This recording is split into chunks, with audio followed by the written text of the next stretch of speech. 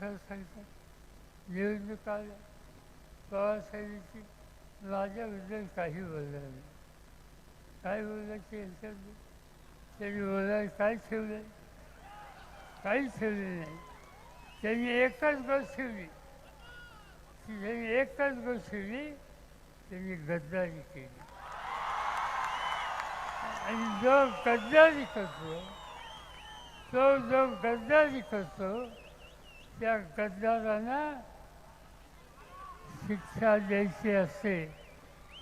350 वर्षाच्या पूर्वी, 350 वर्षाच्या पूर्वी शिवछत्रपतींच्या नंतर संभाजीराजांची गणोजी शेठांनी गद्दारी केली, ती महाराष्ट्र विसरलेला नाही. गणोजीला आता सुट्टी नाही. ज्यांनी गद्दारी केली त्यांना आता सुट्टी नाही.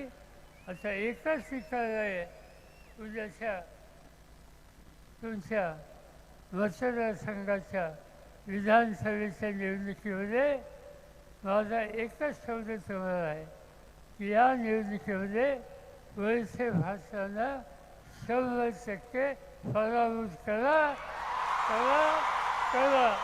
हेच सांगतो आणि आपल्या सगळ्यांची